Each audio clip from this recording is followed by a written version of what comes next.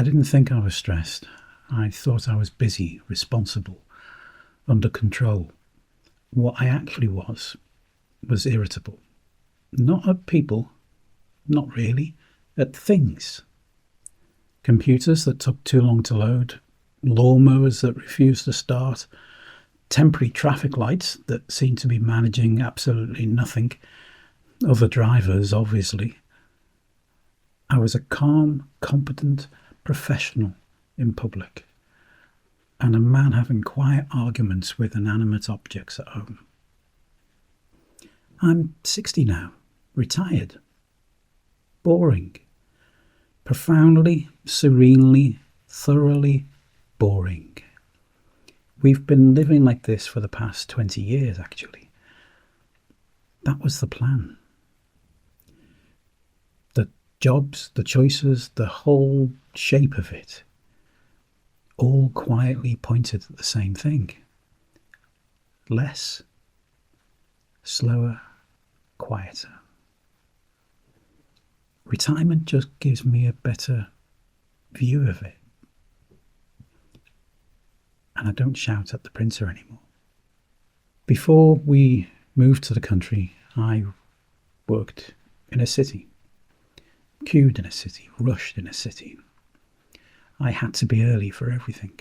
Not on time, early, because on time was late. I spent years arriving before I was actually needed, which isn't a life. It's a rehearsal for a life you never actually get the opportunity to live. By the time I got home, I was tight.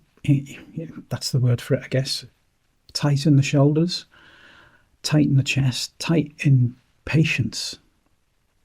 Heather would say something entirely reasonable, and I'd answer like she'd accuse me of a crime.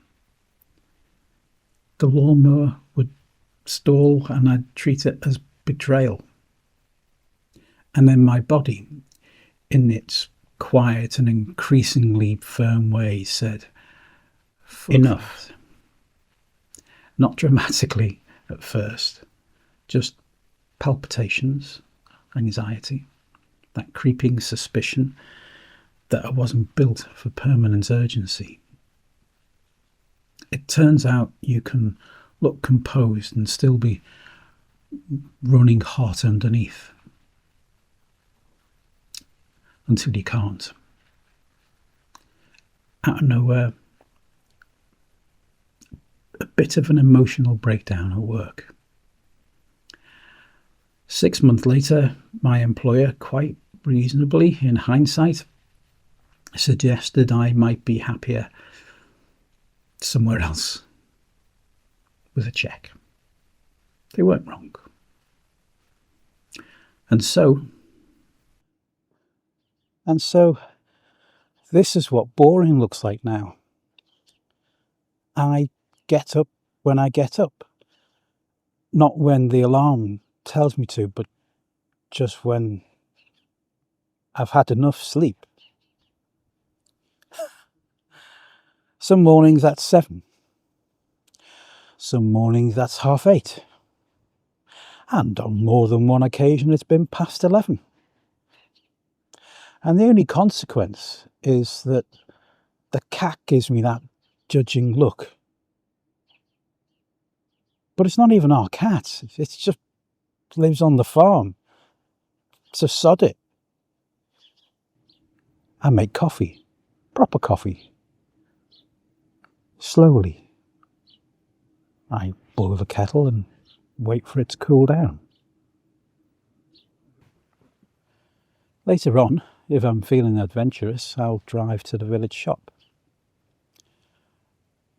I have to stop because there are 200 cows crossing the road. 200 cows. That's about 20 minutes of livestock. And I don't feel cheated.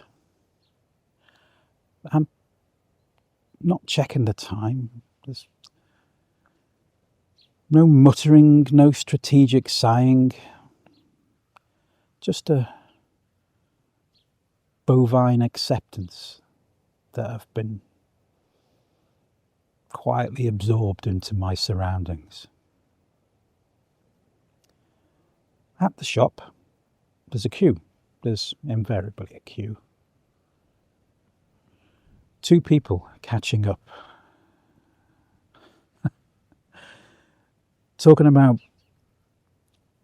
Derek's knee-op. It's coming on really well. And something about fishing rights I don't quite understand. Queue doesn't move. So I'll wait. I'll look at the standard magazines.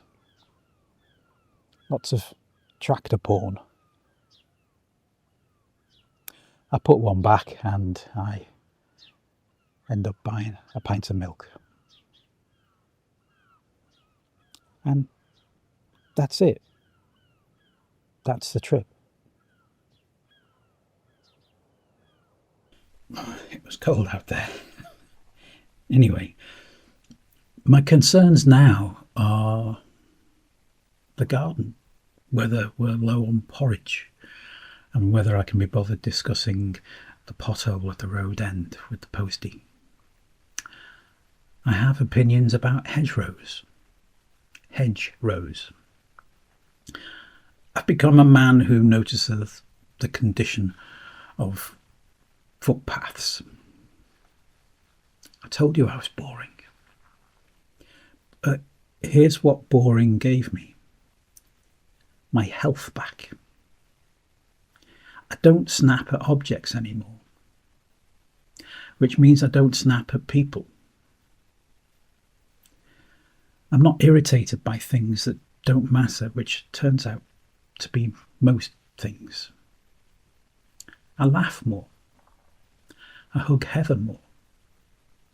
I wake up without that low hum of anxiety and tension in my chest. Back then I would have said I was fine. Just busy, just responsible. Just how life works. But looking back, I was knackered. I just didn't know it. And now it's boring. It's slow. And honestly, I think you'd hate it. Or maybe you're more tired than you think.